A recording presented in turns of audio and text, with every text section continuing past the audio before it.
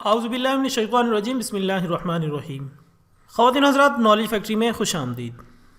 ناظرین اکرام، قرآن پاک کی سورت سجدہ میں اللہ تعالیٰ ارشاد فرماتا ہے، آپ فرما دیجئے کہ تم کو موت کا فرشتہ موت دیتا ہے جو تم پر مقرر ہے، یہاں تک کہ جب تم میں سے کسی کی وفات کا وقت قریب آ جاتا ہے تو ہمارے فرشتے اس کو موت دیتے ہیں اور وہ کوتاہی نہیں کرتے۔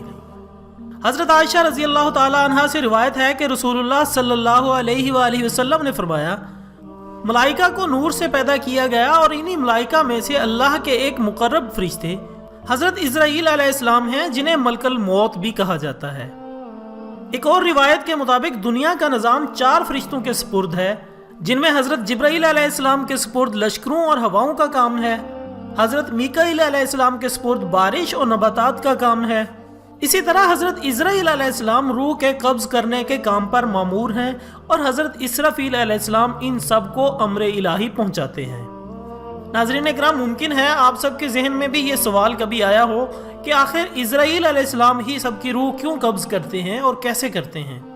اس ٹاپک پر تفصیل سے بات کرتے ہیں، لیکن اس سے پہلے میں نئے آنے والے تمام ساتھیوں سے گزارش کرتا ہوں کہ چینل کو سبسکرائب کر کے بیل آئیکن کو دبا دیں، یوں آپ کو ہماری ہر نئی ویڈیو کا نوٹیفیکیشن ملتا رہے گا۔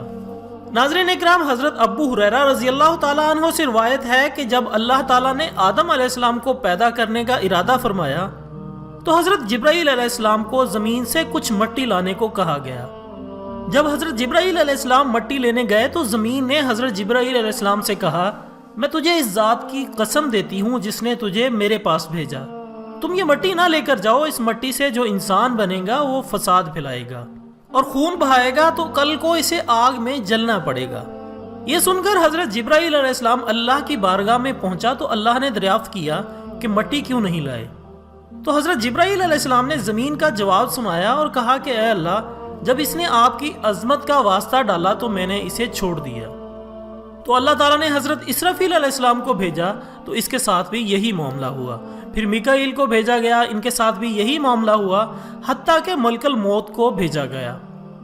جب زمین نے حضرت اسرائیل علیہ السلام کو بھی یہی جواب دیا تو آپ نے فرمایا، اے زمین، جس ذات نے مجھے تیرے پاس بھیجا ہے وہ تجھ سے زائد اطاعت و فرما برداری کے لائق ہے، میں اس کے حکم کے سامنے تیری بات کیسے مان سکتا ہوں؟ چنانچہ آپ نے زمین کے مختلف حصوں سے تھوڑی تھوڑی مٹی لی اور اللہ کی بارگاہ میں حاضر ہوئے تو اللہ نے حضرت اسرائیل علیہ السلام کو حکم دیا، چونکہ تم یہ مٹی لے کر آئے ہو تو ان کی جان بھی تم ہی قبض کرو گے۔ حضرت اسرائیل علیہ السلام نے عرض کی کہ اگر میں انسانوں کی جانیں قبض کروں گا تو لوگ مجھ سے نفرت کرنے لگیں گے اور مجھے برا بھلا کہیں گے۔ تو اللہ نے حضرت اسرائیل علیہ السلام سے وعدہ کیا کہ کوئی تمہارا نام نہیں لے گا اور نہ ہی کوئی تمہیں برا بھلا کہے گا۔ خواتین و حضرات، آج آپ دیکھ لیں، جب بھی کسی کو موت آتی ہے تو کبھی کسی نے یہ نہیں کہا کہ جناب اسرائیل علیہ السلام رات کے 2 بجے آئے اور اس کی جان لے گئے، بلکہ ہر موت پر یہی سننے کو آتا ہے کہ فلاں کی ہارٹ اٹیک سے موت ہو گئی، یا کسی کی ایکسیڈنٹ سے موت ہو گئی، یا کسی اور بیماری کی وجہ سے، لیکن ملک الموت کا نام کوئی نہیں لیتا۔ خواتین و حضرات، بیان ہوتا ہے کہ ملک الموت دن میں 3 مرتبہ لوگوں کے چہرے دیکھتے ہیں۔ جس کی عمر پوری ہو جاتی ہے اور رزق دنیا سے ختم ہو جاتا ہے تو اس کی روح قبض فرماتے ہیں۔ جب وہاں موجود لوگ رونے لگتے ہیں تو ملک الموت دروازے کے پٹ پکڑ کر کھڑے ہو جاتے ہیں اور فرماتے ہیں کہ میں نے تمہارا کوئی قصور نہیں کیا، میں تو اللہ کی طرف سے مامور ہوں، نہ میں نے مرنے والے کا رزق کھایا اور نہ ہی اس کی روح قبض کی، اور مجھے تو تمہارے پاس بار بار آنا ہے۔ حضرت حسن رحمۃ اللہ علیہ فرماتے ہیں کہ لوگ اگر اس فرشتے کو دیکھ پائیں اور اس کے کلام کو سن لیں تو میت کو بھول کر خود اپنے آپ کو رونے لگ جائیں۔ ناظرین اکرام، ایک اور حدیث کے مطابق حضرت ابراہیم علیہ السلام ایک روز اپنے گھر میں تشریف فرما تھے کہ اچانک گھر میں ایک خوبصورت شخص داخل ہوا۔ آپ نے پوچھا، اے اللہ کے بندے، تجھے اس گھر میں کس نے داخل ہونے دیا؟ اس نے کہا کہ گھر والے نے۔ آپ علیہ السلام نے فرمایا، بے شک صاحب خانہ کو اس بات کا اختیار ہے، یہ تو بتاؤ تم کون ہو؟ اس نے کہا، میں ملک الموت ہوں۔ آپ نے فرمایا، مجھے تمہاری چند نشانیاں بتائی گئی ہیں مگر تم میں ان میں سے کوئی ایک نشانی بھی نظر نہیں آ رہی۔ تو ملک الموت نے پیٹھ پھیر لی۔ اب جو آپ نے دیکھا تو ان کے جسم پر آنکھیں ہی آنکھیں نظر آنے لگی اور جسم کا ہر بال نوکدار تیر کی طرح کھڑا تھا۔ ابراہیم علیہ السلام نے فوراً تعوذ پڑھا اور ان سے کہا کہ آپ اپنی پہلی شکل پر تشریف لے آئیں۔ جو اس کی ملاقات کو بہتر جانتا ہے تو ملک الموت کو اسی شکل میں بھیجا جاتا ہے جس میں میں حاضر ہوا ہوں۔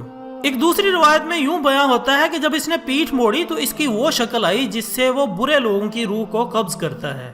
ابن مسعود اور ابن عباس رضی اللہ تعالیٰ عنہ کی روایت میں یوں ہے کہ حضرت ابراہیم علیہ السلام نے سوال کیا کہ اے ملک الموت، آپ مجھے وہ صورت دکھائیں جس میں آپ کفار کی روحوں کو قبض کرتے ہیں۔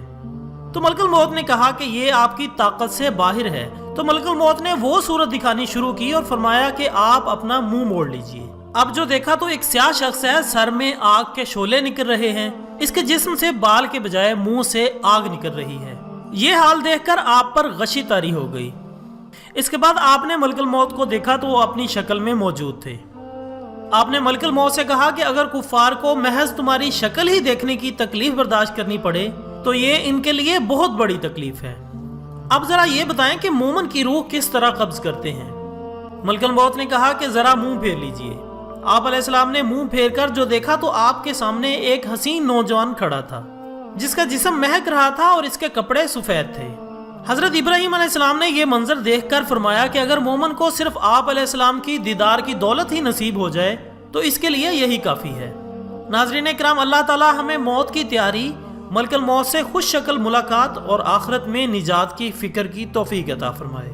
آمین ثم آمین۔ خواتین حضرات، اس کے ساتھ ہی آج کی ویڈیو کا اختتام ہوتا ہے۔ ایک نئی ویڈیو کے ساتھ دوبارہ حاضر ہوں گے، تب تک کے لیے اجازت دیجیے گا۔ اپنا، دوستوں، رشتہ داروں اور گرد و نواح کے تمام لوگوں کا بہت خیال رکھیے گا۔ اللہ حافظ۔